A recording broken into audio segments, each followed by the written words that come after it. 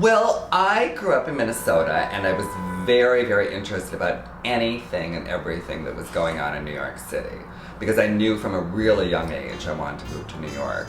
So as far as TV shows, I loved like That Girl and Odd Couple, anything that was taking place in Manhattan, and seemed like it was the swing of New York lifestyle. And then I was super into magazines too, because that was, the magazine era. And I loved Mad magazine. And Mad was published and out of New York, and it had a very New York sense of humor. And so it really helped fine-tune, I think, my kind of sense of sarcasm and looking at,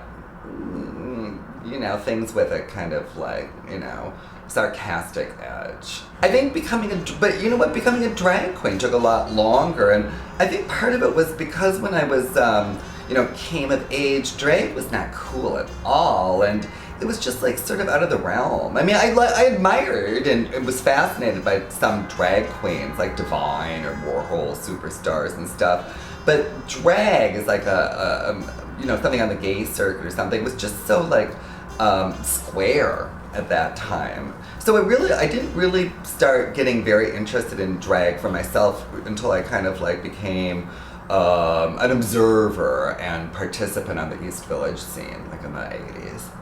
And realized, that drag was smart and fun, and, eventually I joined, the sisterhood.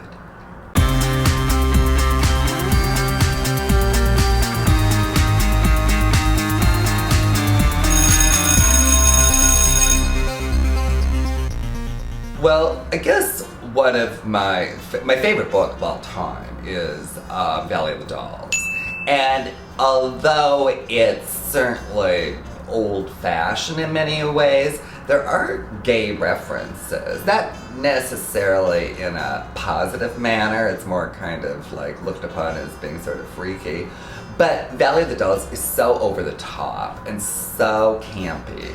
The movie actually is super camp, and that's kind of set in the swinging 60s. The book spans from the 40s to the 60s, and is much more dark.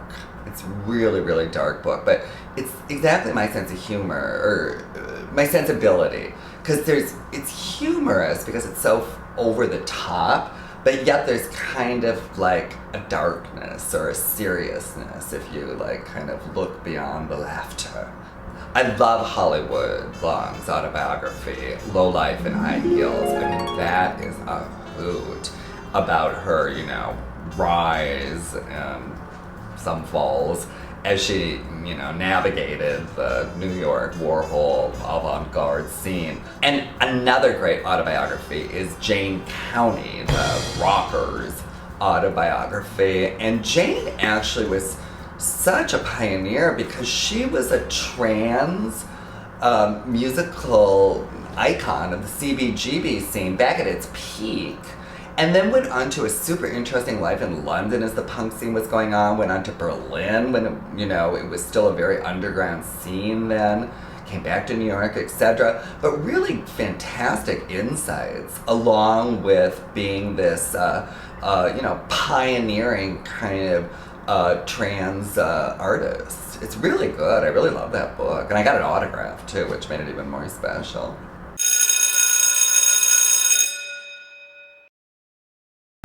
Well, I'm gonna show my age a little now, but one of the most influential documentaries that I ever saw, or movies in general, was called Coming Out.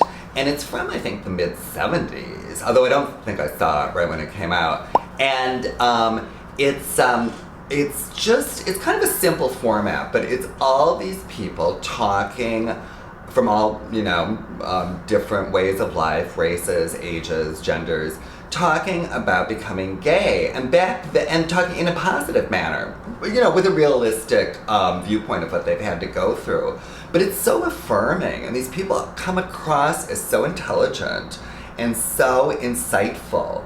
And not like in an intellectual manner, but just in a really genuine, heartwarming manner. And I've, seen some articles about what happened to these people afterwards, and some died of AIDS, and some went on to, careers in activism, and some, just went about their ordinary lives. But really they did a huge service, I think, to people that saw that movie, because it normalized and, made gay people look like just anybody. And very, it's very sweet. It's very sweet. Another gay movie that I like, I don't know if it's a gay movie, well, yeah, it is, Clueless. And one of the reasons I love Clueless so much is that, the star, Cher falls in love, no wait, was her name Cher? Yeah, Cher falls in love with, or has a crush on a boy, and she can't figure out why he won't return her affections. Well, it turns out, he's gay. But the guy who portrayed him and the way the character was written was actually really cool. It wasn't like a mincing stereotype. He was actually like a sexy kind of James Dean, sex symbol. And I thought it was just a really powerful statement. It's not like the kids ostracized him after that, or he was like, run out of town. It was just like, when she found out it was gay, it was like, huh, and moved on and still hung out with him and stuff. And I thought it was a really positive statement and really like ahead of its time in many ways. It just showed that the younger generations were very accepting, much more so than, the adults that came before them.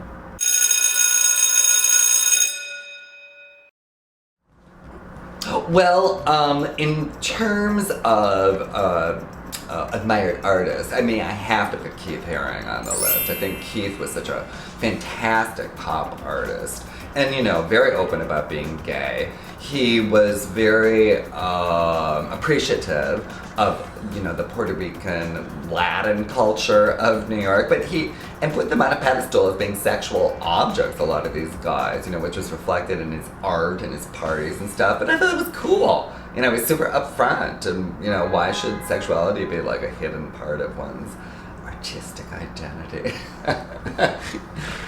Well, I've always liked, there's a group of people, that I've grown up with, practically in the drag community, that I've always really admired. I think Taboo, the artist, is fantastic, as a drag performer and is a fine artist. I think what happens, you meet a lot of people from that downtown drag scene. They're really Renaissance people, and they can act, they can sing, they can do visual arts.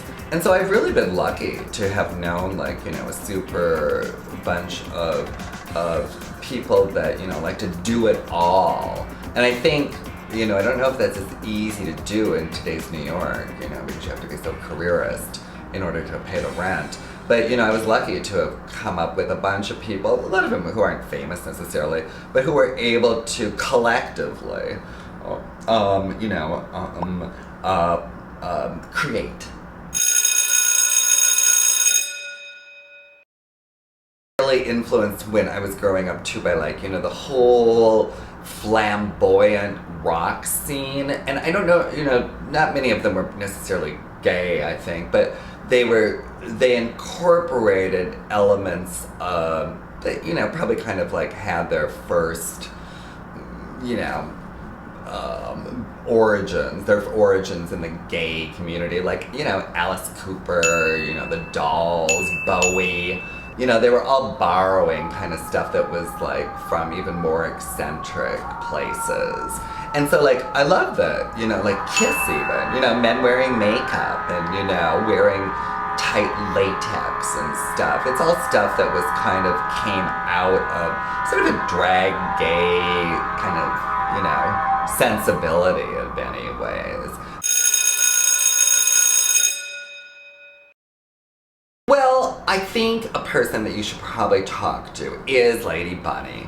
I'm sure she's on your get list. Get it list. And I'm sure Bunny would have some strong opinions about cultural figures that we should all admire. And I'm sure she'll go on and on and on and on about them. She's very adamant in her opinions, and often it's boring to listen to, but if you edit correctly, I'm sure you'll get some gems.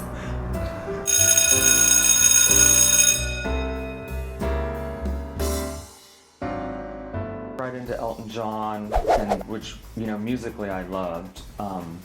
He was definitely my first hero as a child musically.